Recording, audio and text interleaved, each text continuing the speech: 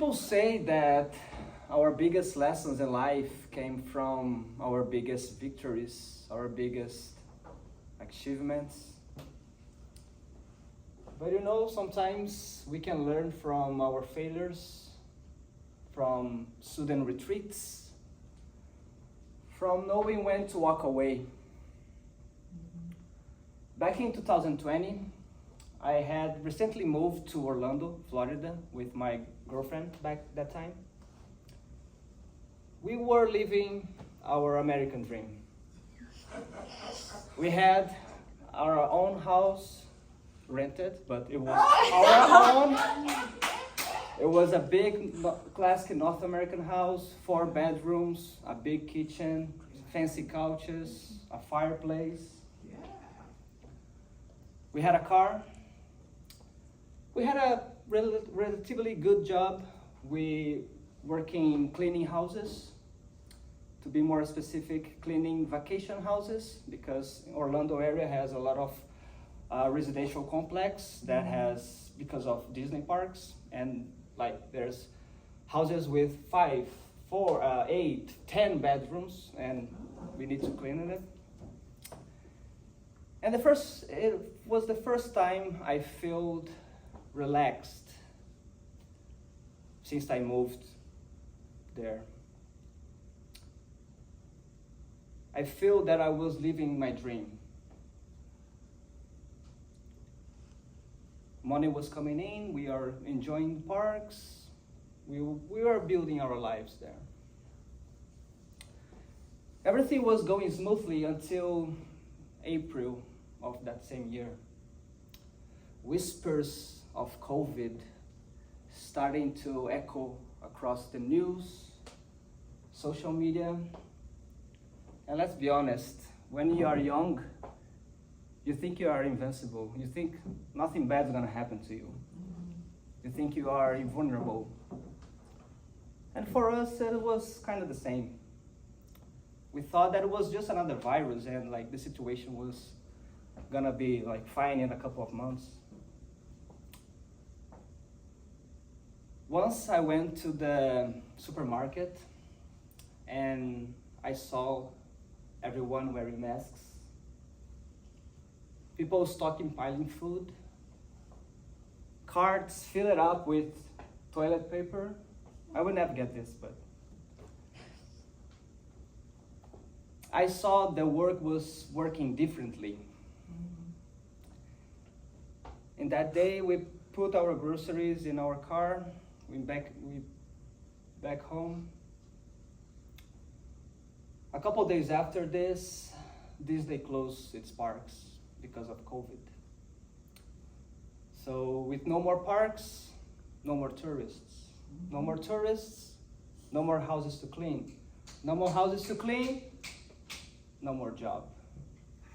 And overnight, our income dropped to 0.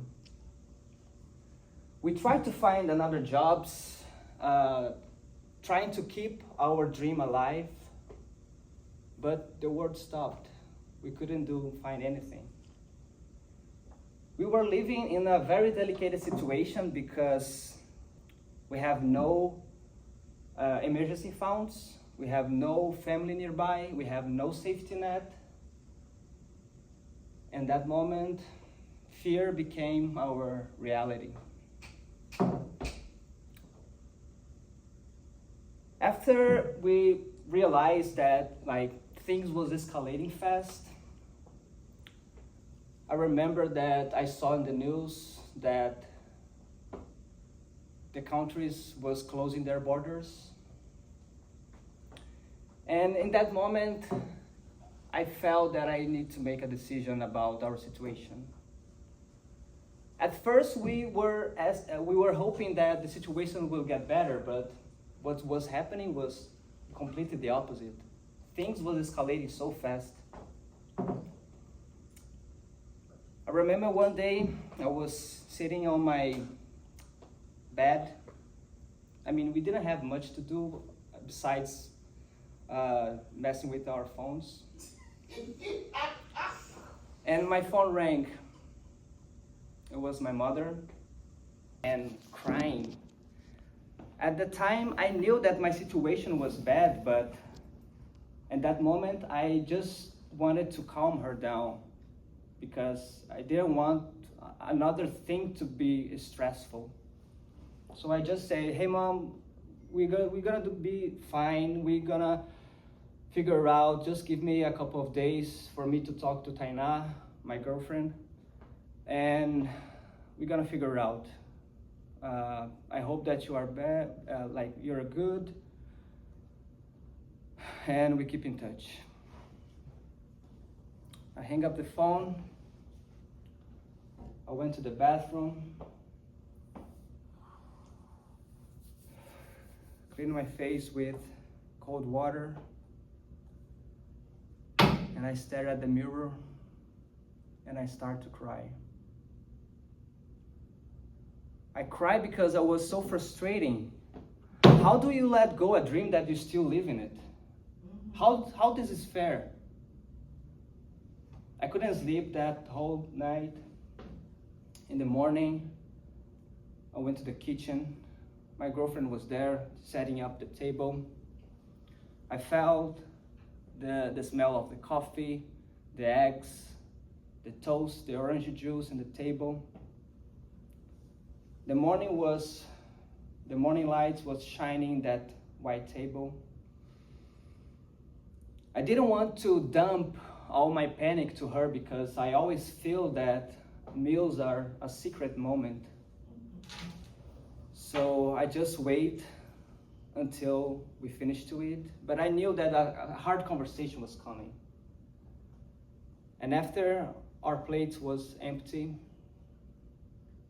I look at her and I say, babe, I know that we are living our dream here, but we need to make a decision about our situation. Did you hear that they're gonna close the borders? And she said yes. And for me, it was kind of odd because she was completely fine. I think she was in a denial stage, to be honest. And I said to her, after those couple of days, I was wondering about our situation and I came up with a conclusion. We can stay here, spending all the money that we have, trying to survive, hoping to find a job, or we can go home now with the money that we have and start over in Brazil. That conversation hit us like a reality check, because when you are holding to a dream, when the foundation is crumbling, it's not bravery, it's courage. A few days after we deliberating, because at first she didn't want to come back, she was refusing. I think she was hoping that the border was closed for us to be trapped in that place. But after the pressure of our parents and her parents too,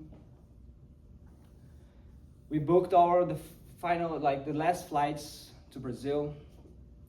I asked a friend to drop us in the airport, and that place looked like a ghost town, way much different from the last time, 4 months before when we came there. People were happy, people full of dreams, and now people was with a fear in their faces, with just the eyes because they are wearing masks, right?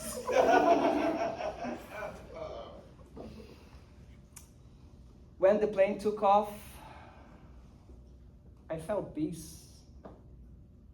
I mean, my dream was over, but I felt peace.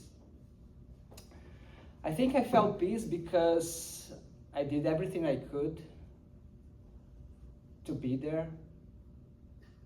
And while I was watching the city growing smaller through that airplane window, I realized that life is not a movie with a happy ending. I realized that planes change. I realized to never confuse a retreat with a defeat. A quote that just came to my mind from one of my favorite movies. It says, all we have to do is decide with the time that is given to us. And in that moment, I think I decided to learn with my failure. I even know if I can say it's a failure because I learned so much things living there.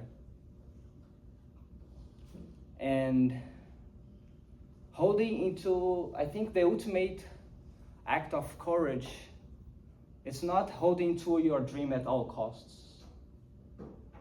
It's knowing when to walk away, when to step back, so you can live to build a better one.